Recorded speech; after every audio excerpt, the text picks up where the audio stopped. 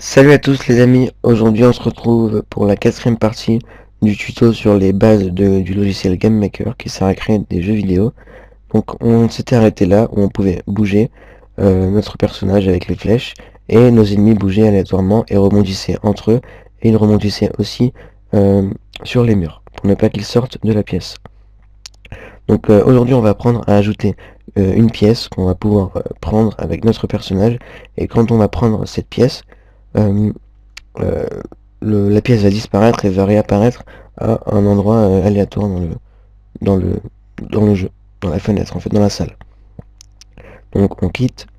Donc voilà, on s'était arrêté là. Donc on n'a pas pensé à sauvegarder le projet. Pour le faire, on va cliquer ici. Hop, et on va nommer par exemple tuto game sans S sans hop, game maker. Enregistrer. Voilà, on a enregistré le projet. Hop. Donc on va faire en sorte de bon, déjà on va créer la pièce. Donc pour créer la pièce, donc si vous avez suivi, on va déjà créer la texture de la pièce. Pour créer sur Create a Sprite, on va nommer pièce, avec les accents c'est mieux.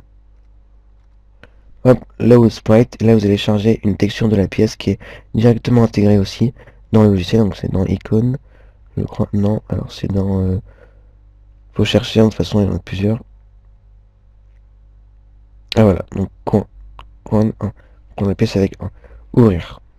Donc voilà, on a créé notre pièce. Donc là, c'est qu'une texture, c'est pas un objet, donc on va créer l'objet pièce en appuyant ici. Hop, pièce. Et donc elle aura comme texture, donc comme sprite, pièce. Elle n'est pas solide, hein, parce qu'on pourra passer à travers. Donc ne cochez pas solide. Vous pouvez cocher, mais bon, ça sert à rien. Vous faites OK. On va ensuite l'ajouter à notre salle. Hop, un endroit aléatoire, n'importe où, par exemple là. Ou là, mais non, n'en ajoutez pas plusieurs, c'est une seule. On va l'ajouter là, par exemple. On fait OK. Et en fait, on veut que quand le personnage il est en interaction avec la pièce disparaisse et réapparaisse à un autre endroit. Donc on va dans personnage. Hop. Et on va ajouter l'action collision avec la pièce.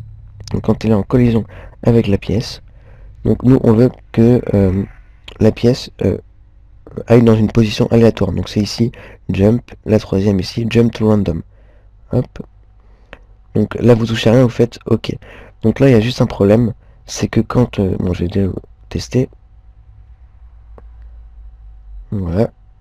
Ah non, si j'attrape la pièce, hop, c'est le personnage qui est dans une position aléatoire et pas la pièce. Donc pour changer, il y a deux façons de le changer. C'est soit dans pièce, vous rajoutez l'événement collision avec le personnage et vous faites la même chose. Donc ça marche, hein. Donc on va juste supprimer. Mais il y a une autre astuce qui est mieux, c'est dans personnage, donc collision avec la pièce, ici dans jump to random position, vous double-cliquez, et au lieu que ce soit celle, donc au lieu que ce soit lui-même, donc au lieu que ce soit au lieu que ce soit le personnage qui est dans une position aléatoire, c'est other, donc c'est celui qui est en collision avec lui, donc la pièce. Ok, on teste. Hop, donc maintenant, hop, on teste. J'appuie là et la pièce est dans un endroit aléatoire. Voilà, je peux la retoucher, hop. Voilà, comme d'hab. Donc voilà.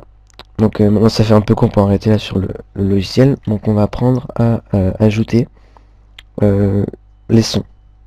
Non ça c'est mieux de le faire à la fin. Mais en fait ça va être un petit tutoriel que j'ai fait comme ça. Donc une petite quatrième partie. Et dans la prochaine partie on va ajouter les variables. Donc comment ajouter la vie et les scores. Donc voilà, c'était Shai13b pour la quatrième partie du tuto sur les bases de Game Maker. Et on se retrouve plus tard pour la cinquième partie. Salut!